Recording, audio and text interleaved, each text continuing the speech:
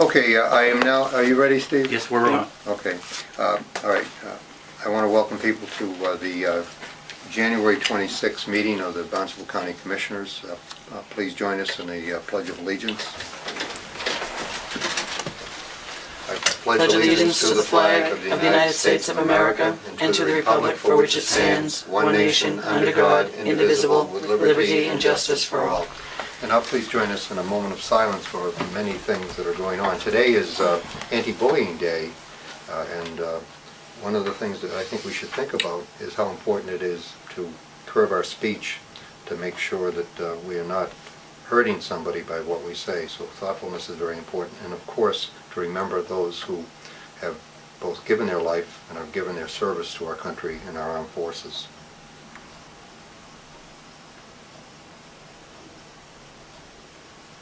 Thank you very much. With that, we have the summary of items. There's one very important thing that we have to sign off on today, which is the ordinance 11-01 for the Craigville Beach DCPC that has now come to us. I believe that that is a very important thing that has been going. It at least has a life of about 4 years now. Mm-hmm. Yeah, so hopefully this in this iteration it'll get finished. Does anybody have any other questions on the summary of action? If not, I'd entertain a motion to approve. I second. I will put forward the motion to approve the minutes, the summary. Okay, is there any further discussion? Hearing none, all those in favor? Aye. Aye. Any opposed? Any abstentions? Thank you very much. Okay, so with that, we now have public comment. Looking at the vast array of audience that we have, I think I would withhold our comment to our usual place on the agenda. Which would be and are any members of the public willing to or wishing to speak? Hearing none, we'll now move on to the regular part of our agenda, which would be to discuss some of the budget items. And I see that Kevin Howard, the recently installed Executive Director of the Arts Foundation of Cape Cod, the Barnstable County recognized art agency, is here to talk about, you have your begging bowl with you, right? I do, okay. and then some. Welcome. Thank you. I have a presentation that I would like to follow through with all of you. Thank you. We haven't been idle. I did not expect that you would have much to do. Absolutely. Are you enjoying your new role? I am very excited about it. I think this is, for me, a perfect segue after the great work with the Conservatory and the Symphony. Right. And to have watched that come from where it was and come to fruition now, and now to be looking at the Arts Foundation with that same eye of what great things can we do. Great. So I'm very, very excited about it. And I just want to mention that one of the documents that I read with great interest the first day on the job was Levering Cultural Assets. And I'm going to reference that a little bit in my remarks because I think that is exactly the mission and the blueprint that to be followed to really take advantage of the economic development opportunities that exist in the arts here on the Cape. So I just want to sort of briefly run through some of the things that we do: advocacy, our grants, we do education, and we do service to the arts community. We have a lot of arts education related programs. We do collaborative marketing. We do organizational support. We do economic development. We do arts advocacy. We do direct employment and organizational capacity. And I'm going to talk about how we do that.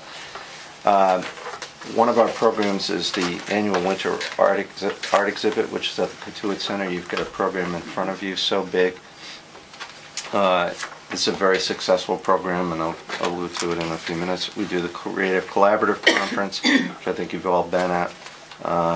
The Pops by the Sea t-shirt contest, and I've got some interesting data on that. I brought a t-shirt with me just to show you what this year's was. the spring and fall grant support program, student performances, our website, and our e-newsletter, which are the definitive clearinghouse for all things arts on the Cape. So we are in the midst of So Big at the Cotuit Center. It is a artist juried show. It was peer curated. We have 47 artists represented. We have hosted so far over 1,500 students who come from all over the Cape, and they go through with a docent who walks them through the exhibit. We have an artist that has come, different artists at every one of these, to come and talk about their inspiration for art. They have an art project that they do with an artist, and then they have a little scavenger hunt, which is really fun for them. We had 200, actually over 200 attendees at the opening reception. We got a lot of Cape-wide media coverage, which, by the way, just want to point out that in the program here, the county is mentioned and gets a big plug here. You got some pictures of the opening event and our student performances, which we'll talk about a little bit further. And we had a very big crowd. We have a copy of a letter, beautiful thank you note from the Centerville Elementary third graders, which I think kind of speaks to what we are doing in the outreach. I mean, one of the things that I'm sure you understand is important is to get our children vested in the arts early, and with the kind of cutbacks that the school systems have been running into, we play an even more important role. So you can see the kids doing their art projects, the Cape Week and Patriot covers, lots of stories, all the way down to Provincetown. Then another one of our events is the Creative Collaborative Conference, which I hope you'll all put on your calendars for March 24th. This is really an opportunity to do education on how to successfully run a business as an artist. So we do a lot of seminars with great panels of guest speakers, and I think some of you have even been on some of our panels. We do things on reaching the media, again, how to make a living as an artist. We're going to do something on social media, because that is a hot topic these days. Can I ask you a question about that? You used to have a program called Making Art, Making a Living. Yeah, that sort of got folded into this. We're talking about whether there's an opportunity to bring that back, because we think that there's a real opportunity. The other thing is that it's an opportunity for the artist community, all of you, our Cape delegation, and the business community to come together. And we've actually, you can see some pictures, but we've given some good awards at the collaborative. It's become sort of an arts Oscars, if you will. Last year we honored the Falmouth Artists Guild for their art center that they built in Falmouth. We gave a Community Leadership Award to Rob O'Leary.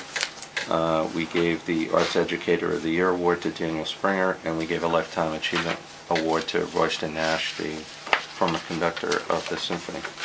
So that has developed into a very, very successful event. And again, one of the things that we do at all of these events is that we give an opportunity for students who are emerging performers to be able to perform, which is huge. The Comcast Art Scholarship T-shirt design competition. We have a few programs that have very long names. Amazing thing about this is that last year we had 575 submissions, which is amazing, and I think it just shows the interest that our kids have in the arts, and the fact that it's a tremendously important program to them. So now we had 9 winners, and they got cash awards as well as the school art department got an award. Another thing that we do is the Spring and Fall Grants Committee programs, and we have given over $50,000 this past year, and we have honored 42 different local artists. And this is an opportunity to encourage collaboration and educational initiatives. So we put in the grants committees just to show you that we've got a very diverse group of community leaders and artists that come together, and they really do a good job. I did it this past fall, and it was really quite an experience.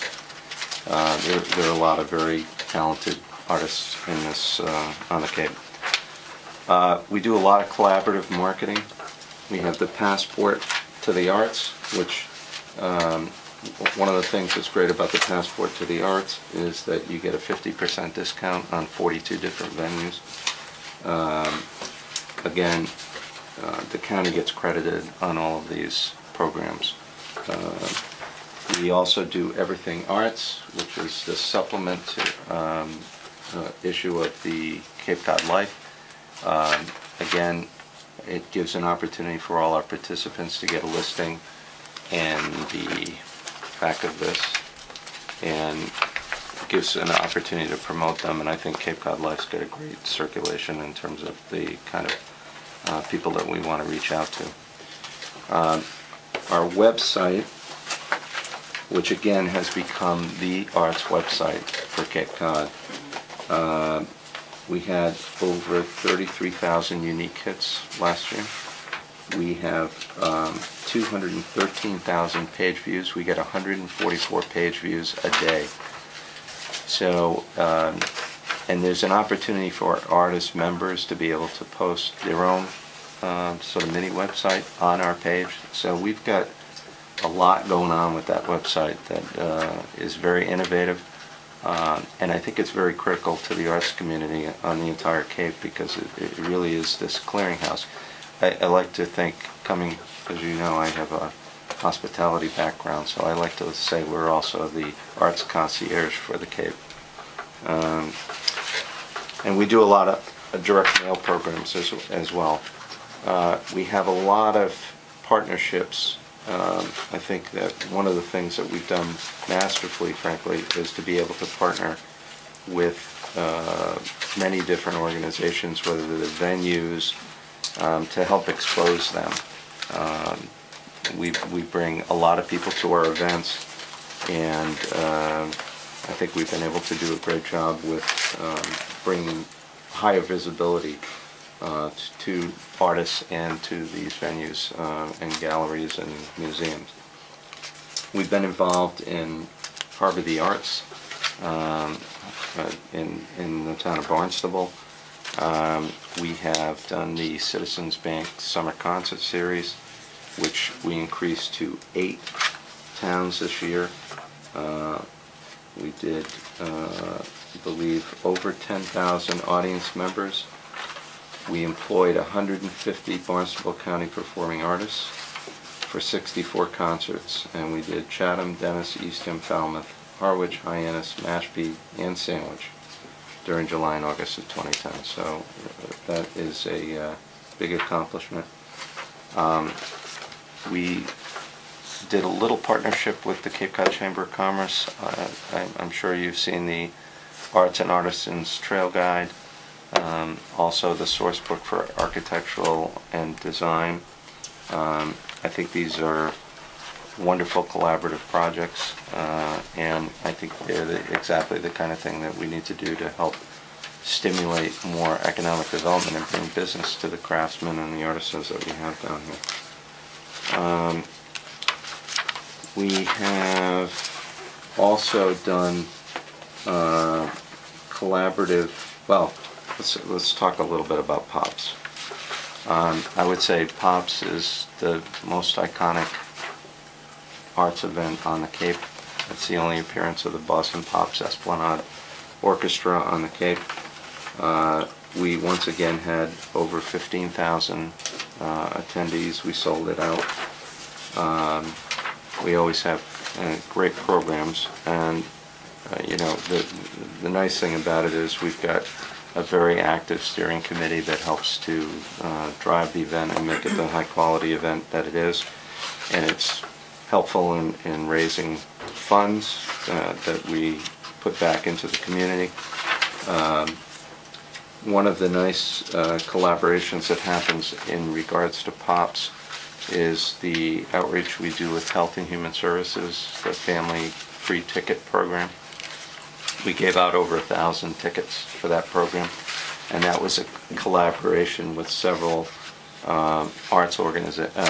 several foundation organizations like the Patrick Butler Foundation. So I think there's a real opportunity there that we maximize to outreach the community. I think it's a great event. You know, the last page of that pop section has all these photos of all these people that of all shapes and stripes, from the volunteers to political leaders to celebrities. I mean, it has just been a tremendous event. I think it's a great event for the Cape. You know, we bring in bus tours, and it's really a good calling card for the Cape as a whole. From an arts advocacy standpoint, we got a grant this year from the National Endowment for the Arts. We get a grant from the Mass Cultural Council. And of course, we look at the county. We're very proud of the fact that we're the county's arts agency, and we're very proud to display the seal in all of our materials. We have a very diverse and strong board of directors and a strong staff. So we're able to get a lot done. We do a lot of strategic partnerships. Our membership program, which we're up over 550 members right now. We partner with Cape Air. They do a ticket program with new memberships. And I think we try to maximize all of our collaborative opportunities. So I have for you all our formal request for this year, which is also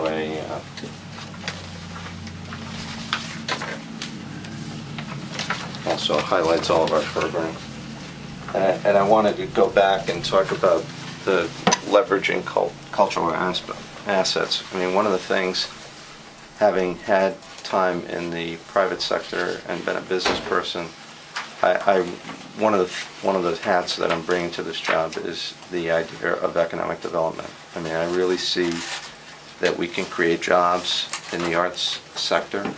I think that we can create careers for our young people to go to that are good careers, that they will be fulfilling careers for them. And I think that we can make the Cape an elite cultural destination, which I think is the key to bringing more tourism dollars in, and making all of our galleries and musical venues and theaters stronger, build their subscription base, build their ticket sales. You know, we've seen how that can happen with the Regional Symphony. I mean, they have started to sell out their concerts, and I think they do a lot of really smart things to make that happen, one of which is they do heavy outreach to the school systems, and the other is that they put on a very high quality program. But again, it's getting the word out. It's getting the word out off Cape, as well as marketing ourselves on Cape. I think that there's a real opportunity, following some of the things that are laid out in this document, that we can take and also market collaboratively. I'm very happy that I'm in the same building where the Cape Cod Chamber of Commerce is, because I plan on working collaboratively with the Chamber as the marketing agency sort of for Cape Cod to be able to market our arts community in a different kind of way, in a more expansive way. So, you know, one of the things that I'm hoping to bring to the table is to begin some advisory groups that are not necessarily expanding the board, but more outreach to the theater community, the music community, the art community, the museum community, to get, so that when we're doing, you know, contests where we need an art jury, we've got it because we've got our advisory group. You know, and to try to talk to them about how we can do more to draw attention to their specific, you know, maybe we should be doing an Oscar thing for all the theaters, the people who, all the actors and actresses that participate in our theater productions down here. I'd like to see us expand our creative collaborative to do more of an arts expo, so that people can come and, you know, the exhibits would actually have what people are doing for the season, and they can talk about what they're doing for the season and have it be a something where the public really wants to come because it's an exciting, interesting kind of an event, sort of on the same scale that Philanthropy Day turns out. But do it over, you know, maybe even do it over a weekend like we did with the Health Expo with the Cape Cod Chamber a couple of years ago. So I've got lots of ideas, lots of energy, very excited, and am looking for additional support if you all can are able to do that. I realize that you know, the economic times are tough, and that everybody's looking for ways to trim budgets. My feeling about the arts and this approach to the arts and supporting this kind of an organization is that we will bring you money back. We will bring you revenue back to the county. We're an investment. We're about creating more jobs, about creating more activity in all of these venues, and so if you will help us, we will be very appreciative. So, questions? Sheila?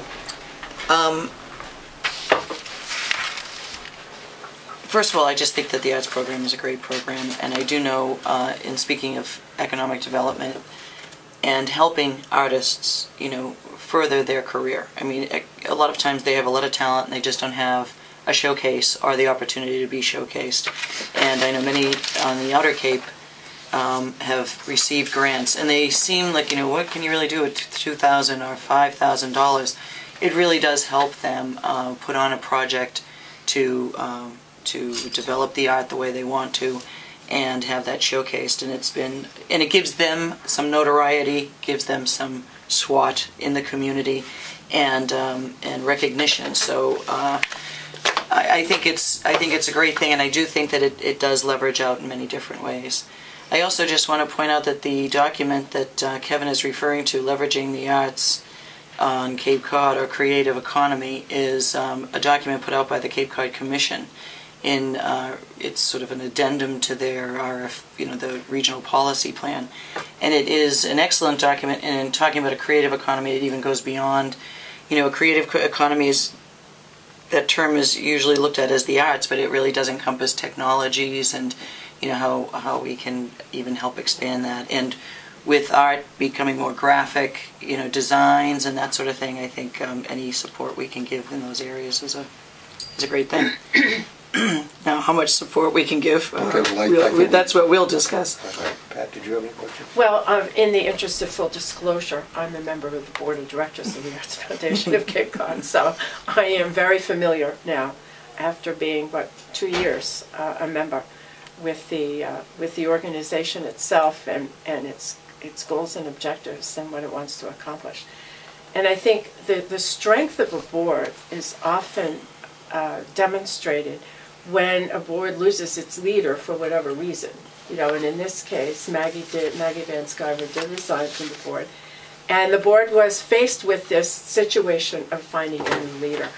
And with my human resources background, I'm very familiar with how one goes about it. And I am so impressed with how the Arts Foundation pulled together, had an interim leader in Rob Sennett.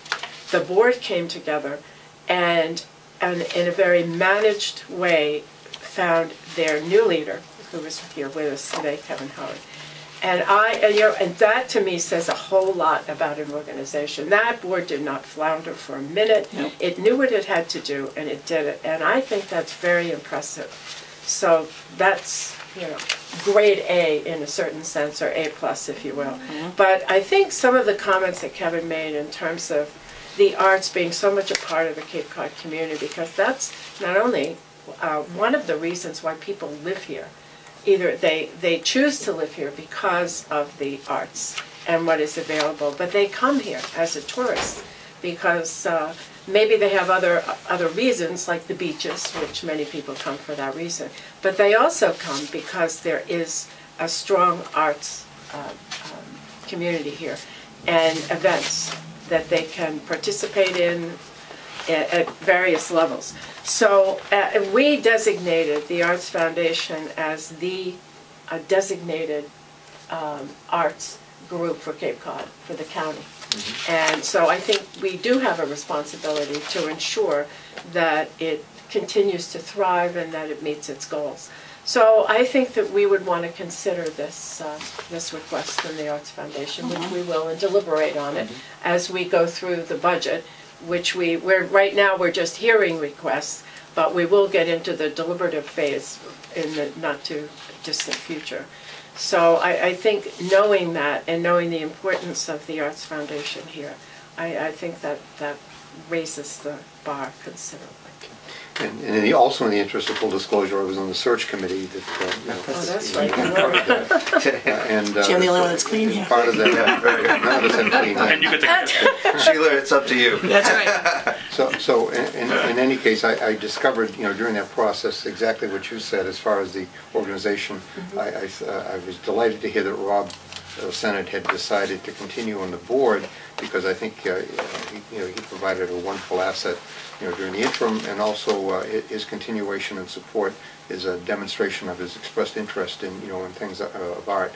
I am also the vice chair of the Arts and Culture Committee of the National Association of County Officials, and I will take this opportunity to remind you, as I used to remind Maggie Van Schreiber, that I would give me some material to take with me to to at least the annual meeting. The legislative meeting, there is not really an opportunity to display that, and to show what I consider to be a very important demonstration of what goes on here. But they'll be meeting in July, and sometime around June, I'll give you a call and ask you to send some material out to where the meeting will be, because it's nice to be able to brag on something that that I personally am very proud of. I spend a fair amount of time in the schools, and the only impediment to getting more kids involved, from what I've gathered, is the arts teachers are under an amount of pressure to get the curriculum issues ahead, and somehow or other we got to think about how do we get to the kids directly to have them participate, because that's where I think where the major benefit is in all of these things. You have honored individual teachers. I think was it Gary Lopes over at Barnstable High School? Carl Lopes Carl was Lopes. 2 years ago, 2 and years then ago. Danielle Springer was last year. Okay, and then it occurred to me when I took your survey that you had online, that one of the things that that perhaps we should recognize are all the art teachers and the things that they go through it on every budget thing that they go through. That's always the most very vulnerable part. But I will tell you that my observation has been that many children are inarticulate with regard to being able to express themselves either verbally or in writing, but they are articulate, if you will, when they are expressing themselves through different types of media, like either in the visual arts or in the or the performing arts, and it's so important to encourage that, because today's anti-bullying day, and we need an opportunity to give kids an outlet for that energy that they have that would be in productive ways, and I believe that the programs, that you run, or that the Arts Foundation run have been very important. One of the programs you ran several years ago, which I thought was really wonderful, was look at where they were, where they had you had the artists come in over at the Cotuit Arts Center, and they had pictures of them, of work that they had done when they were kids, and I thought that was a marvelous way of showing kids who might not think about their talent as being, let's say, as having an opportunity to see where some of these artists were and where they can be. And I know from in my family, my aunt is an artist and makes her living at it, and that she started because a teacher encouraged her after she'd seen her doodling, and arranged for Saturday programs for her, and then she went to art school, after that.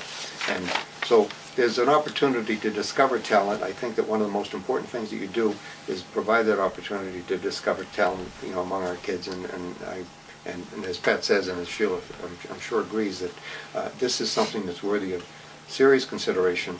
I think if you look at the Americans for the Arts, which is part of what the the county officials association looks at, they continue to come up with statistics to show the significant opportunity for artists as individual entrepreneurs to develop something that's very close to my heart, social justice, which is we providing an opportunity for our citizens to get to a livable income level, and this certainly is one opportunity.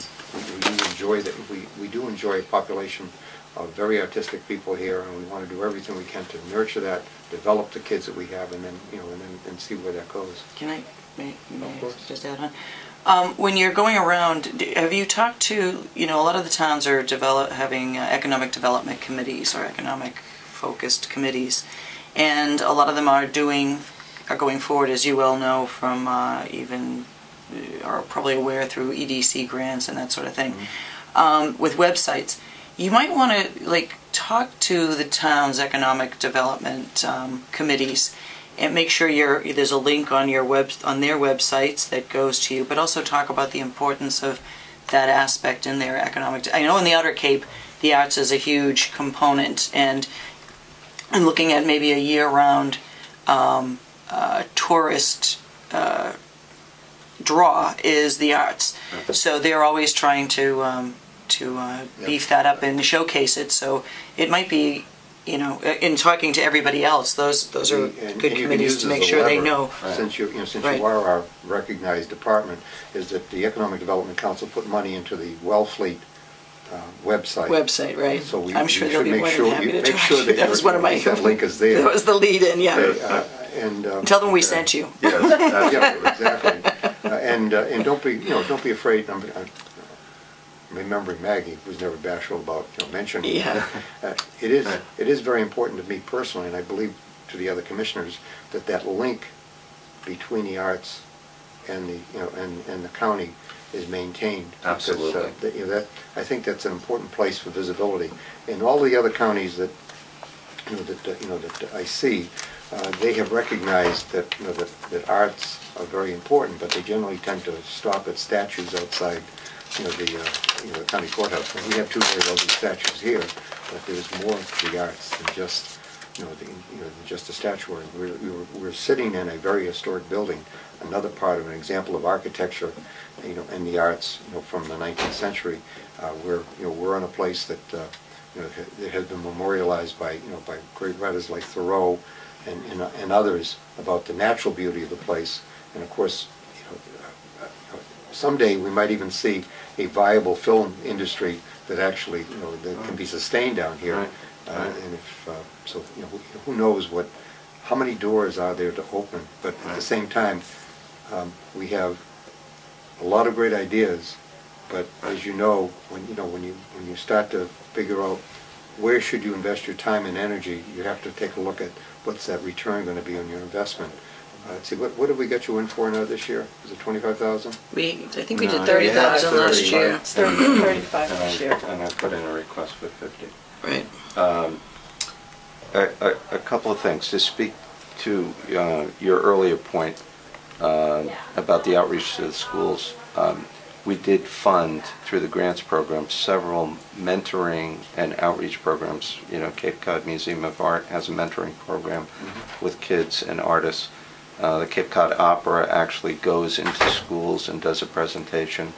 So and Academy of Performing Arts, we've funded their summer theater intern program. So we think that outreach in the educational community and getting to the kids and creating programs for the kids, very, very important.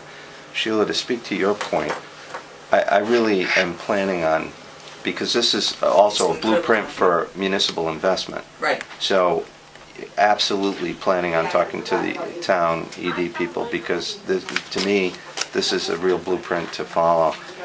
Yeah, you can encourage them to read that, because I mean, I'm sure it's been sent out to people. Right. A lot of people look at it. Right. But it's easy to read, it's quick to read, and Right. it has tremendous amounts of information in And it. you know, one of the things that they talk about is that it will create more of a creative class, which, you know, are entrepreneurs. In other words, if you have a thriving, vibrant arts community, then it draws the kind of people who are the entrepreneurs that actually produce 50% of the income in this country. Have you read Richard Florida's piece on this? Yes. Okay, so you know, and I'm a great proponent, you know, of what he has to say about we select a place to live based upon not based upon the availability of a workforce as much as based upon the quality of life that's in the place that we go. Right. So I think there's tremendous opportunity, and as I say, I'm on day 9 now, so I'm really excited. Well, you've done really well for 9 Yeah, years. I'm excited about where I'll be when I come back a year from now, or whenever next I get to present in front of you. Yeah, there's a lot of venues that you do during the summertime for the performing arts, you know, around, and I think that, you know, based upon your former organization expansion, that there might be you might think about how do you tie in more venues that provide performing artists an opportunity to, you know, to sort of a Cape Cod American Idol kind of a thing. Right. Well, a lot of that has to do with, I think, getting people to work in a more collaborative way.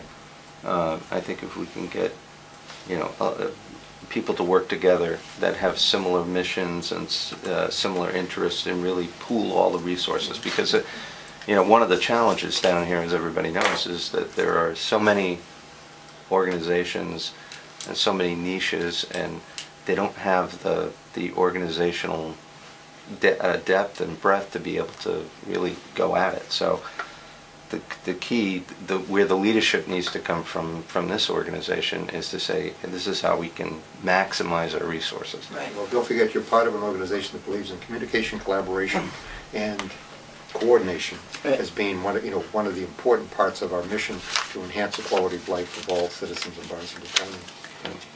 So I'm on that bandwagon. Okay. In a big way. Well, we're happy to hear it. Thank you very much for coming. Yes. Well, thank you for having me. Thank you, Kevin. Thank you, Kevin. And Kevin, this is on a side note. You can read that afterwards. Okay, great. Okay, good, thanks. Thanks. I'm trying to get a hold of you guys.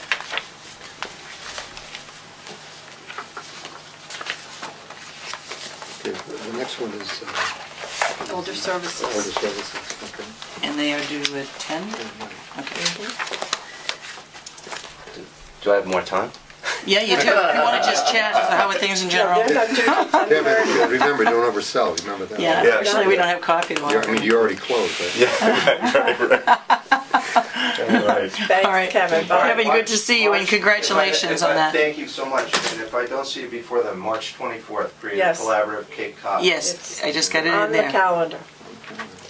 At 10:30. They're not due until 10:30. Oh. So we have 35 minutes. My goodness gracious. So, We could talk about what we've been doing. yeah, Okay, Sheila, what have you been doing? thank No. you. What have we been doing? Why don't you go first, and I'll think about that. Pat? Are you kidding?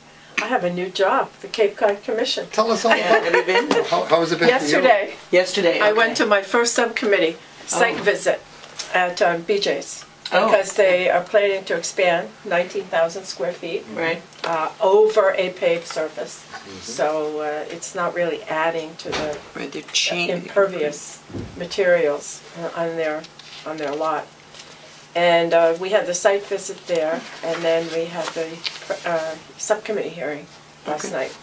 And that went very well. I mean, it's not like it's a new project, it's really an addition. Right. Redevelopment. Yeah, it's Yeah. a redevelopment, actually.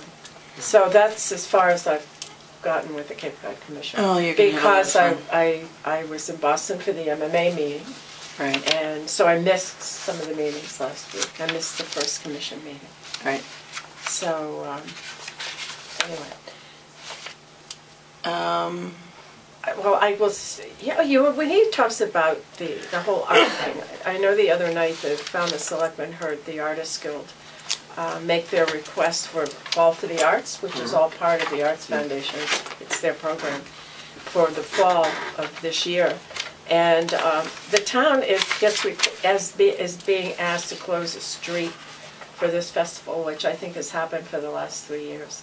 But it's really kind of nice because they set it up on the library lawn and the street is closed so they can set up their booths for the different craft people and artists.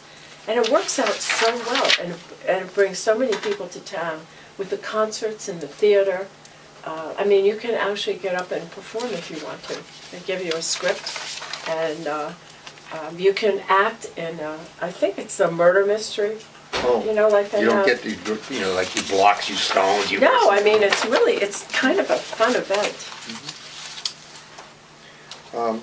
So do you want to talk about the Well, MMA meeting that we all attended? Yeah, I think... The governor spoke Yeah. and said that the local aid would be cut by 7% this year for municipalities, cities and towns.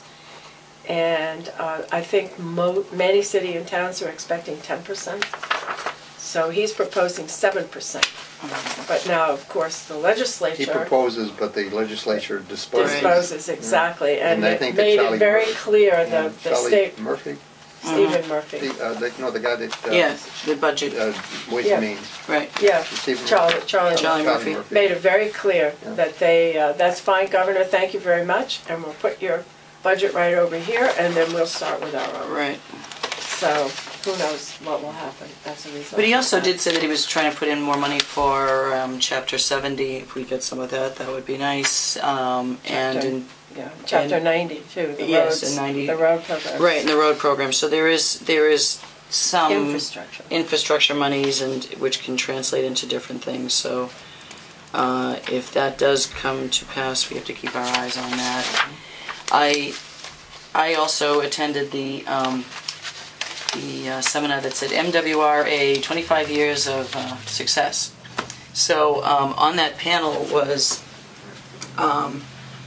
Bill Golden, who was, the infamous story. He's running along Wollaston Beach and sees all this waste, bottles it up, and then says, we've got to do something about this. Cream rises as well as something Right, else. right.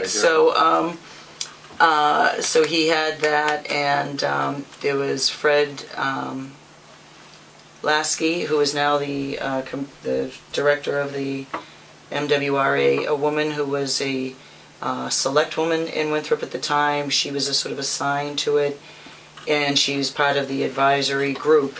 And another gentleman whose name is escaping, Bob or Bill, he's out of Falmouth. He was with EPA at the time. Seolic? It wasn't Bob Seolick. He's now a consultant. He has an office in.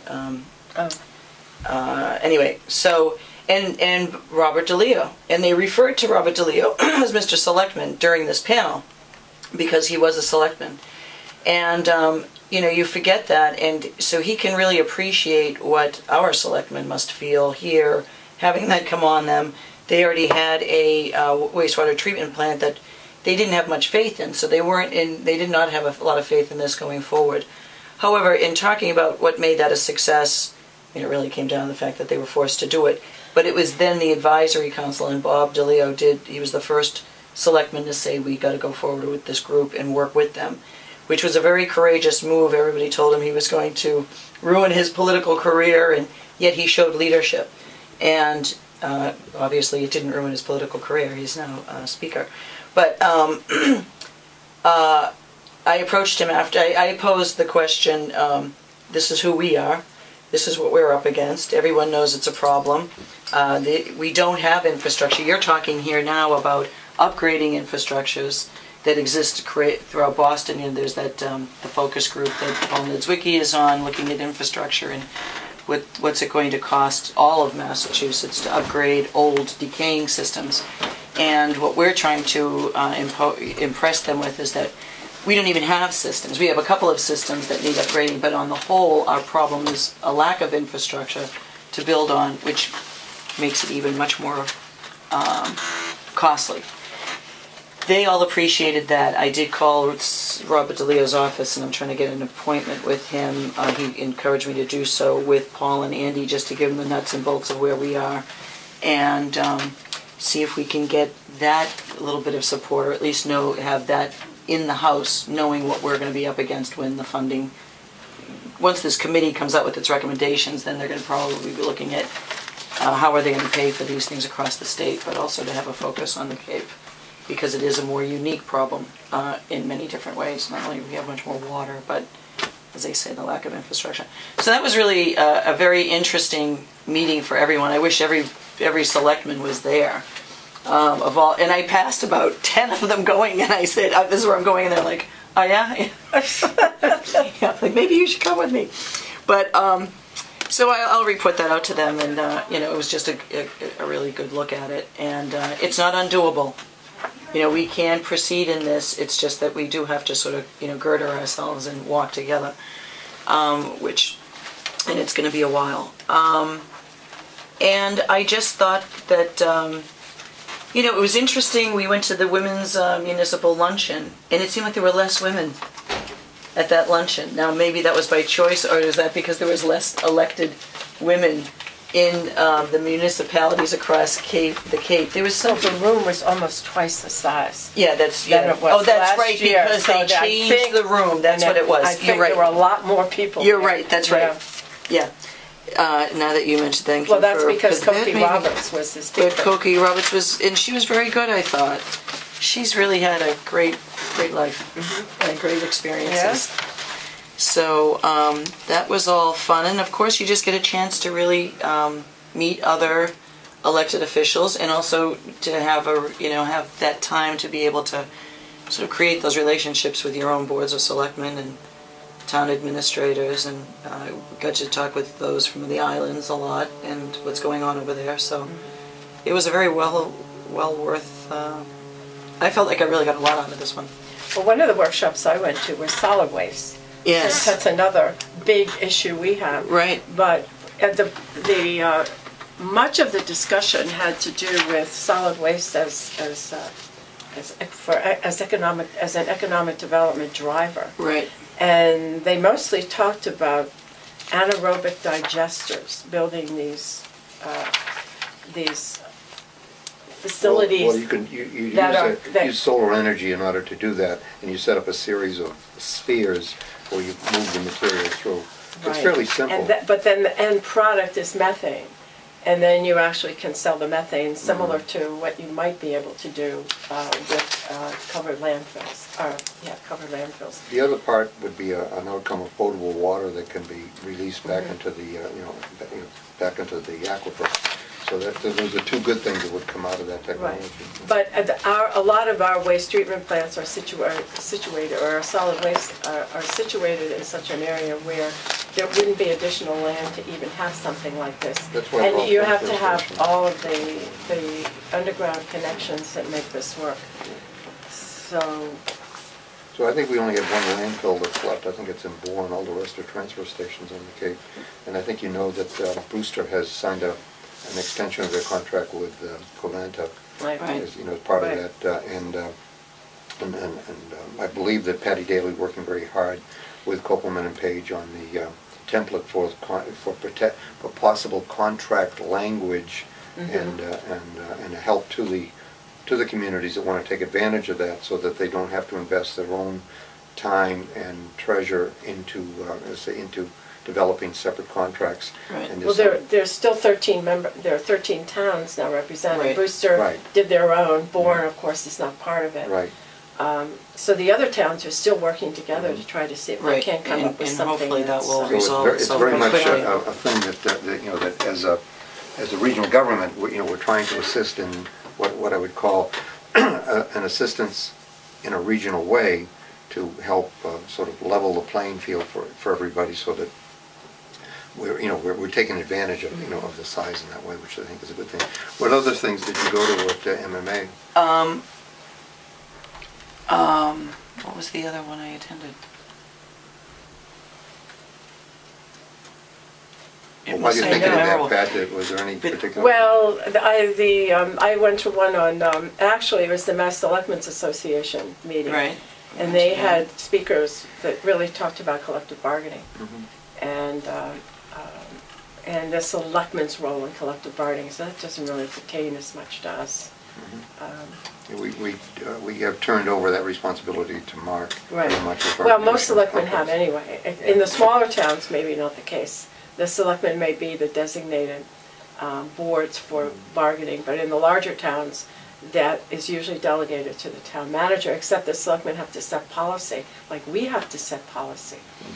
And I think that's something that we should probably consider in our budgets, is working with Mark in terms of what our policies would be in terms of next year's budget.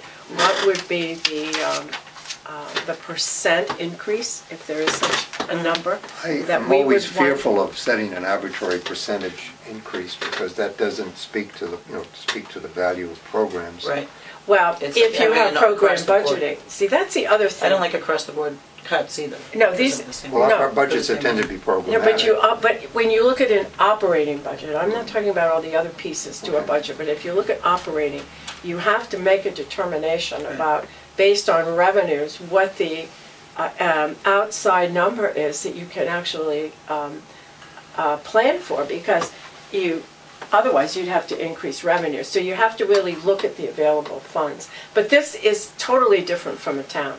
I mean, towns are different from what we're doing, so that isn't necessarily the case. The chasing But- evaluation is done in the town, so that you have the 2.5% opportunity, but you also have the change in the overall valuation of the community, which is something else that we don't have the Right. ability to do. We don't. But here's something that we might want to consider, is this whole concept of program budgeting.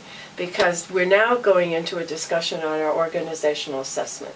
You know, we have the consultant, actually going to meet with the consultant Yeah. very soon.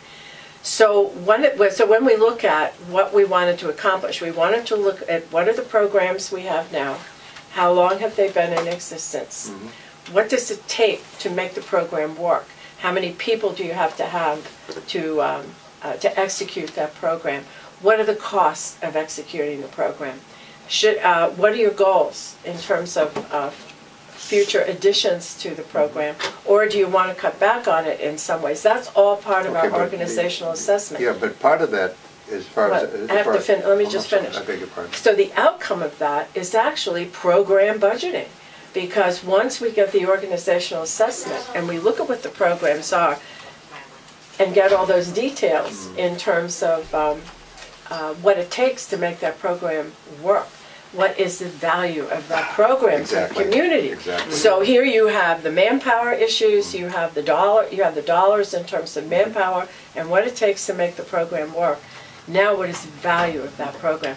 And that then translates, once we have that, and we won't be able to do it this year, but we will next year, is have our department Right. heads develop program budgeting around that. And that is really understandable to the communities. And this is the kind of thing, when I'm reading these articles recently in the Cape Cod Times about this Saturday forum that's upcoming Yes, with right, the league, community. about County that you're a government. participant in, do we need it, what is it, should we disband it, or what have you.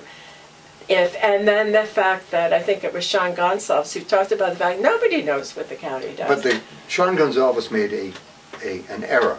Well, that Okay. may be true. No, it's very important, because he was saying that the Cape Cod Commission does not answer Yes, to the I county. understand that. Okay, he apparently did not go through the Assembly of Delegates session where the Assembly of Delegates turned down the ordinance that the Cape Cod Commission had wanted and sent it back. Now, it is true that the Assembly cannot amend an ordinance that's submitted by the Cape Cod Commission because that's in the Cape Cod Commission Act. However, there is that check and balance that the Assembly has, and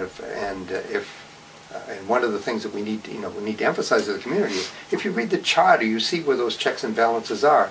And indeed, if more people understood that in the community, you might have more people stepping up to run for the Assembly because they could recognize that if they have an issue with regards to the Cape Cod Commission and its impact on the community, that there is a place where their voice can be heard beyond the boards of selectmen appointing somebody to serve, as a Cape Cod Commission member.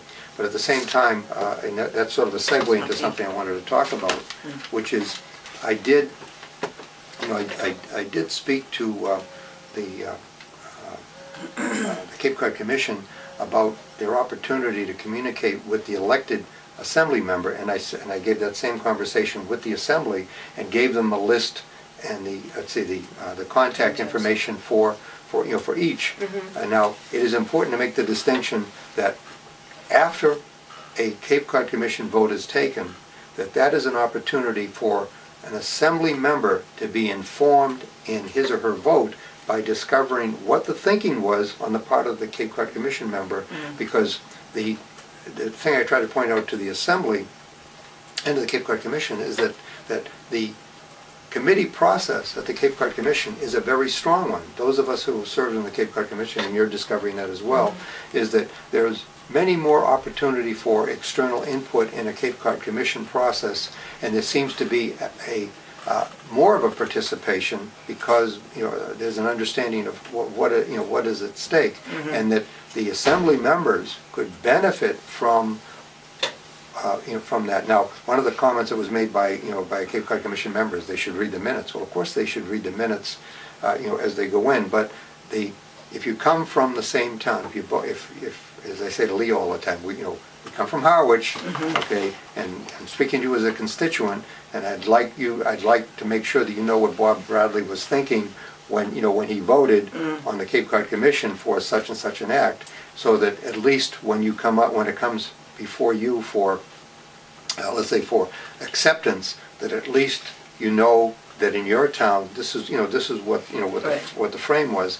So anyway, I was trying to encourage that as part of it. And I agree with that, because a lot of times they don't understand that the depth of oversight and evaluation that has been done on any particular project or any ordinance that's put forward. I mean, even in listening the other day, people just say, this is just sort of slapstick. They've been working on this for over 3 years. I mean, looking at these standards and seeing that they were going to be coming their way because projects were coming their way and they couldn't review them. And do we get into this or not? And it was a lot of research and a lot of trying to come into a place where you're in that right ground. And where I felt the other day at that hearing was there was many people on the regulations or standards. As many were unhappy. Those who are for wind turbines were unhappy. Those who are against turbines, they didn't go far enough. So somewhere in there, they're probably in almost the right place. But before we lose this program budgeting and the whole idea of the county, because the next step as we go through this organizational assessment is it's going to give us clues as we go forward how we can advance the knowledge of what the county does to the community, because the process is going to allow that to happen. Because the organizational assessment, it will just allow us as we go along and develop budgets that relate to the services, because we've attached a value to those services that we then can communicate to the community, because it gives us something very solid to talk about. Sometimes we're doing things that were from a grant and we're stuck with it, and we're really like, where is this really still producing the net effect, or does it need our help on that regard? Well, indeed, we believe strongly enough as a Board of Commissioners to put money behind it, and I think that's the proof of the the level of interest. And I have great hope that that it lives up to our expectation with regard to the outcome. And I hope that we do everything that we can for sure. to make this happen, because it is in the interest of both our operation as well as the responsibility we have to the community. Right. To have, to have a viable and useful organization. Well, we will have something in writing. We Right. will have, as a result of this, we will know exactly what the departments do, what we want them to do in the future. It will be a document. It will be a document that would lead us to a strategic plan that will be memorialized, if you will, so that new commissioners coming in have something to look at. Well, where was the county 5 years Right. ago? Where are they now? What are the programs? And what were they it'll looking all at in the be there. future? Exactly. So when a new person comes in, they get folded immediately into the process of strategic goals and accomplishments going Well, forward. we live in hope that as new people come in, that their minds. Well, we are don't want open to any new that. people Yes. to come in, right? Can I also just say another couple of For things? now. I just looked, I actually did have a very busy week. The regional network, Bob Murray and I co-chair, and he has resigned as co-chair. I think it's... Okay, so he's gone. So he's gone, and Felicia, and excuse me, Felicia, Estella Fritzinger is now our new co-chair. So it's Estella and I, and of course Beth, my right-hand woman, who's really does all the work. And I also attended, let me get back to my thing, I was just...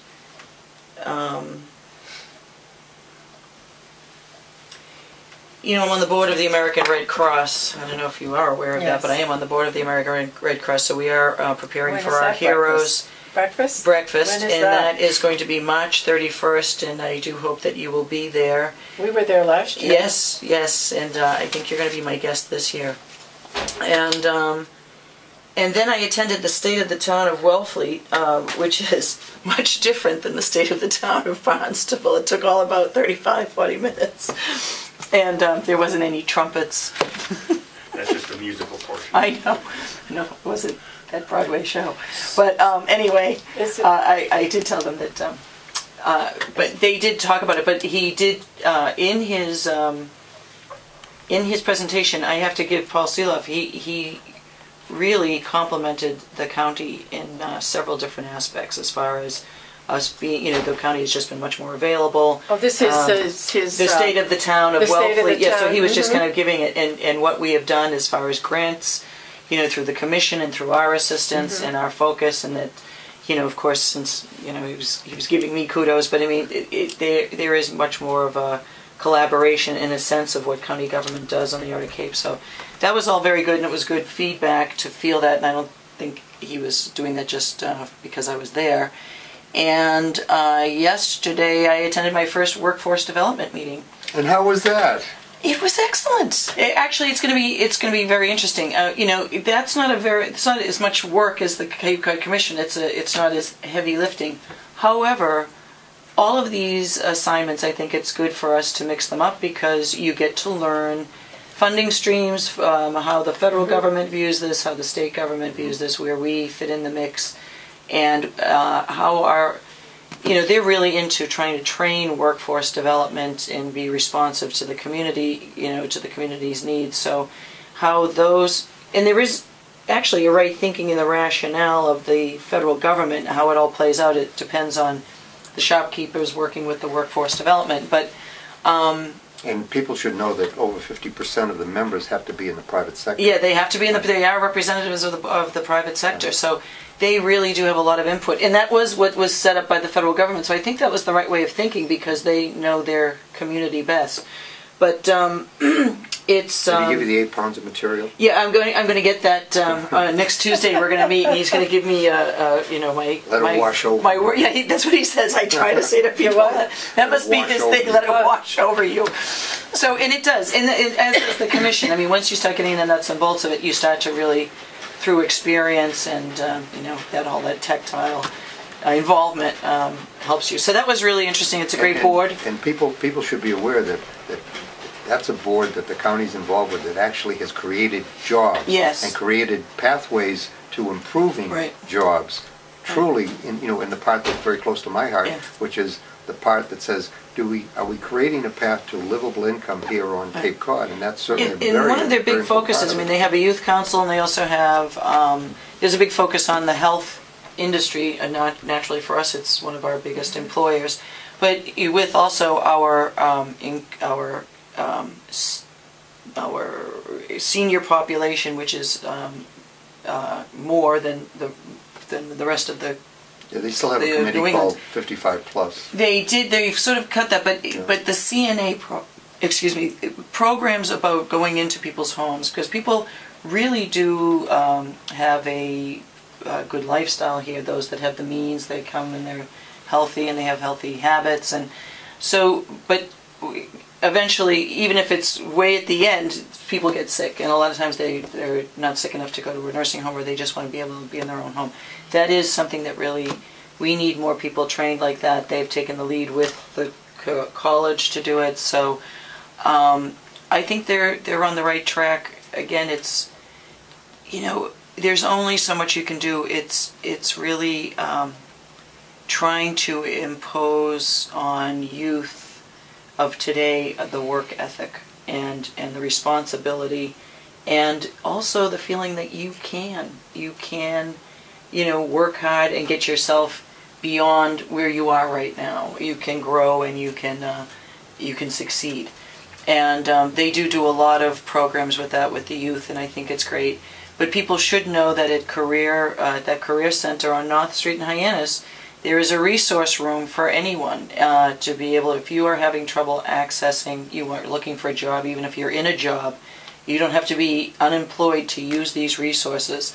If you want to advance yourself and you don't have computers at your disposal, or telephones, or papers, or typewriters, or whatever, all of that is available for people free, and it is there for them to use them. And they're much easier to use than a library, because you can talk on might the mention phone. that JTEC is the fiscal agent for the Workforce yes. Board, but the Workforce Board is a nonprofit, Right. is the conduit for federal money for Right, these and programs here. then they help us with all of that. So it was fascinating, and it's a good group of people, and I was happy to be there. And you are now the designated chief elected official. Yes. On that. Does that give you?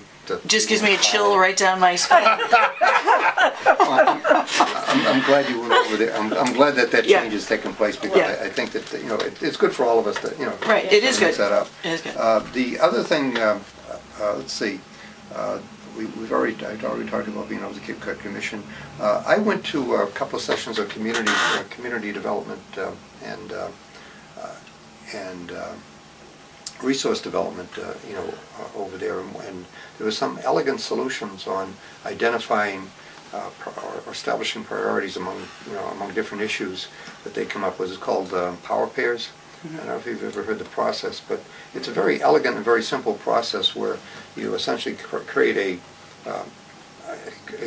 table that has the issues in a column, and then the issues in a row, and then you just go through them to identify which is more important than the other, and then you count up the votes that you have at the end, and it sort of takes some of the what I'd call the ego and posturing out of it, because it comes up with the absolute. If there are differences of opinion with regard to things, it comes out with what do you really think is more important between two items, and then they just sort of come up with with context. I had shared that information with you and left a copy of of that process. Mm-hmm. And I was very impressed with it. You left the copy? Yeah, I left a copy in front of you here. Oh. Well, I You mean, did? May I, while we're doing this, Sure. I'm going to ask if I can be excused since we have 7 minutes left, if I can have a brief. Could we take like a little recess Take a break. 5 minute? till our Okay, 10:30? I'm going to run and get coffee. Anybody want any? I'm good. No, I'm all set. All right. Are So we- we're recessed. And I for go to the 7 ladies' minutes. room. We'll be back in session at 10. About 7 minutes. Yeah, okay. Good. Okay. Okay, I mentioned about the We are now NPO rolling. We're rolling. on Monday. I want to just finish up, what we've been. I went to the NPO meeting on Monday, Oh, yeah. and the NPO meeting is looking at I'll give you still the Patriot. let's see. What was the most important thing? I don't want to interrupt. I saw you outside and I'm saying, I know them. I know, when you walked by it, I was like, she's leaving. They're having a reorganization Am I of gonna go right in the MOUs. middle of They're looking for. All part of the show. Here's updates. Thank you. the titles of people are up and they're looking at the content within the agreements that set up the expanded version of the MPO, and that was discussed yesterday, as well as the Transportation Improvement Plan, which now has been, they did not approve that yesterday, but it will now go up for approval after the two projects, one in Sandwich, which is a road improvement, and one in Harwich, which is which will be getting to 75% design sometime at the end of March. When those come in and we know what the available funds are, because I have been pushing and have some support at the MPO for doing a public transit study for Bourne and Sandwich, and they'll know whether or not they have funds available once these other two projects get to a 75% design level. So that's in play right now. You've already talked about what you did at the Workforce Board, and with that,